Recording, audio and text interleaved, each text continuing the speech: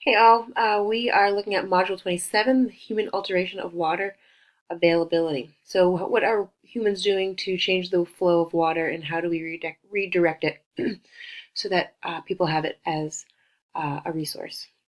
And so there are four different structures that we have built to divert or to hold back water. So we're going to be looking at today levees, dikes, dams, and aqueducts. And T.S. Eliot described rivers as a strong brown god, a powerful force that often is patient and nurturing, frequently proves itself untamable and merciless. Water is something to be respected. It is life giving, but it is also life taking. So we talked in the past about how nature is beautiful, but it also is merciless at times. And water is the essence of that. So levees and dikes prevent flooding. So if you see here, a levee is just simply building up walls around a river, and these are everywhere down the Mississippi, all over the place. We have worked to try and control the flow of the Mississippi River, but over and over again, the Mississippi River just throws our levees out and takes over and flows the way that it wants to, or the way that nature directs it to. The Hurricane Katrina in 2005 is the result of levees um, were that were broken down or destroyed because of too much water. So one levee let, and the force then, like a string of dominoes, and broke other levees. And so we had the the horrible events of Hurricane Katrina, where many people lost their homes and their lives um, due to the flooding. And so levees are very important. They prevent flooding. There are some problems with them. So the fertility of the land is reduced because there isn't flooding. So flooding, we talked about in the past, delivers sediment to the floodplains, which is a place where we can get healthy soil for growing. And so if we're not depositing that sediment, then we're not going to fertilize that sediment. We're not going to fertilize that soil. The increased amounts of sediment stay in the water. And so if you look here, they're going to drain down the river, drain down the river.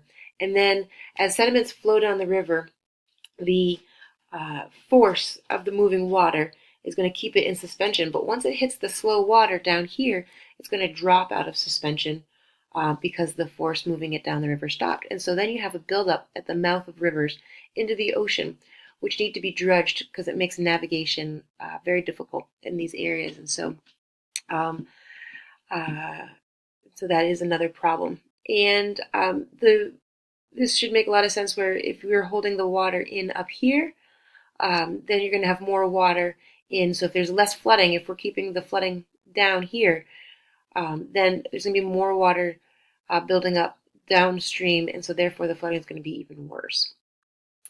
It also gives us a false sense of security. So we think that we can tame rivers, but in reality, we really can't. Water is an erosive tool that is constant every second of every day. It is working at whatever structure we build, it will degrade it eventually. And so it gives us this false sense of security that we can build up developments on floodplains, which is exactly what happened in New Orleans. That's all on floodplains. And so we built up these beautiful or these historic sites and development, and they were demolished when the levees let go. The second structure that we're going to be looking at are dikes. Dikes are built to prevent ocean water from flowing onto the land. And so these are everywhere in Northern Europe and the Netherlands because a lot of this land up in Northern Europe and Netherlands is below sea level. So they use dikes to prevent flooding. And then the water that does get in is pumped out. And so this is where the iconic windmills are derived from. So these were used to pump the water back into the ocean and off the land. But we now use electricity and diesel. So dams are our third structure. 3 out of 4, we're getting there. So dams are restrict the flow of streams and rivers. They're barriers, and they back up. And the backed up water is called a reservoir. And so the purpose of these is to hold water for human consumption, so that we can have reservoirs, so we can drink water, um, and to recreate in it, so we can boat and we can play and we can swim in it. Generation of clean electricity, so we have hydroelectric dams, and for flood control. So we want to make sure that we can control rivers so that people that live downstream aren't being flooded. We can release when there's extra water. We can release more slowly so that it is um, not detrimental to towns and cities. The problems with dams is that it interrupts fish migration, which we talked about last week. We can build fish ladders, but it isn't the same. And turbines. So this right here is a turbine, and as water flows into it, it's going to spin that around, and that is what all of the water goes through to get downstream, and that's what generates electricity. But that can also kill fish. Imagine going through a little ride through that device right there. People are also displaced by reservoirs. So if you build a dam, you're going to build a reservoir behind it, and that is going to displace potentially people. And we're going to talk very quickly about an example of that with the Three Rivers Dam. But first, some species are dependent on seasonal flooding. And so if we are damming our rivers and controlling the flow to a little bit each day, then those species that require those seasonal floods can be negatively affected. But we can easily mimic these high flows with high releases. So one of the largest, or the largest dam built today is the Three Rivers Dam on the Yangtze River. It cost $32 billion.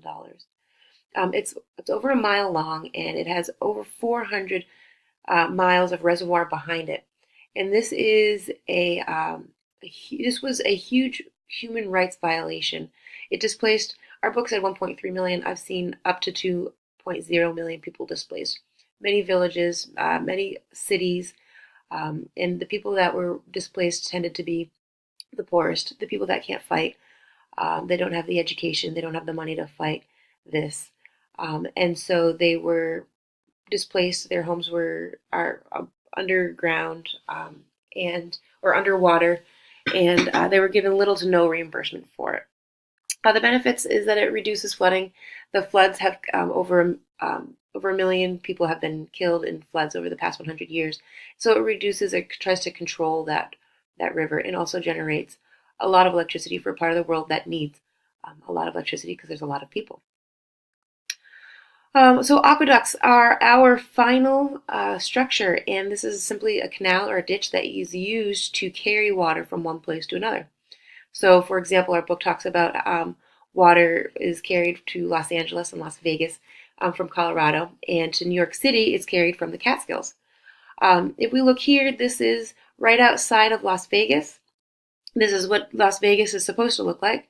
And then if you look here, this is a golf course found in Las Vegas. And so these are two drastically different scenarios. It takes an immense amount of water to develop these very lush and maintain these lush golf courses in the desert, which seems really counterintuitive to put a golf course covered in plants and grass in the desert. So we've talked in the past about Lake Mead and Hoover Dam, which is the second largest dam in the world. And Lake Mead is dropping constantly all the time. And Arizona receives its water from a 336-mile aqueduct off of the Colorado River. But because Lake Mead is dropping so fast, it is at an extreme low. This might mean that this actually means that very soon Arizona's water supply is going to be drastically cut. If the water supply in Lake Mead drops to about 1,000 feet, they're going to put restrictions on Arizona's water. So there is definitely a need for water, and these aqueducts that were so costly to build are now becoming less usable. So problems with aqueducts is that there's a high rate of leakage and evaporation, so up to 55% of water can be lost, especially in the very arid regions like in Jordan and in Israel. To build these aqueducts can create habitat destruction and can fragment land, and that can detrimentally affect populations, and diversion of water reduces the flow by moving water upstream. which causes a lack of water downstream. So if you remove water upstream, you're going to have less water downstream, and that's going to affect fish populations. That's going to affect economy downstream. That's going to actually allow where if you have less water flowing downstream, the salt water in the ocean is going to be able to move up, further up the river, which is going to increase the amount of salt in estuaries, which is going to change populations, and it's going to alter our drinking water situations. So all things to consider. Um, and so many rivers start in the Himalayas. So here's an example of rivers that aren't completing its flow anymore. So a lot of the rivers that start in the Himalayas, so runoff in the Himalayas, travel through India and into Bangladesh. And because growing populations in India are diverting using these aqueducts and diverting water all over India, which is what people are going to do naturally because people need water. Um, so they're not bad for doing this. They're surviving. However, Bangladesh is now getting the ends of the river. The flow of the river is becoming less and less and less. Its fish populations are going down, and the flow is unpredictable. So one day it'll flood and it destroys people's homes, and the next day it's very, very low, almost too low to get drinking water. And so this is leaving Bangladesh in a very bad spot. So diverting water from rivers makes it very difficult to share water sources. And so at the same time, China is also building a dam and diverting water flow, potentially going to be diverting water flow from India as well. And so that means less water getting into India is even less water going into Bangladesh. There's an excerpt from Al Jazeera News about this. And in a sad case, in our last slide here, is in the 1950s, the Soviet Union diverted two rivers that fed the Aral Sea. The Aral Sea is between Kazakhstan and Uzbekistan. And so it was the fourth largest lake in the world. And by 2013, it was decreased. The surface area was decreased by 60%. And so as the water decreased, you can imagine that the water has increased salinity. And so that's going to kill off fish populations. That's going to kill off populations. We can't exist. Many organisms can't exist in high salt water. And so the less water damaged the climate. So water holds lots of heat, and so it's going to make milder winters and milder summers. And so now the land is experiencing hotter summers and colder winters. And unfortunately, in 2014, NASA aerial photographs showed that the area has completely dried up. And this space here, which was the fourth largest lake in the world, is now known as the Aralkum Desert.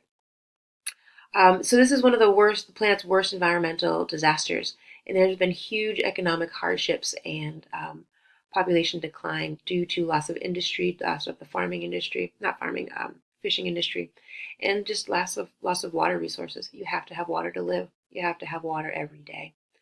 And so without that, we can't survive. And that is Module 27. Hope you have a great day.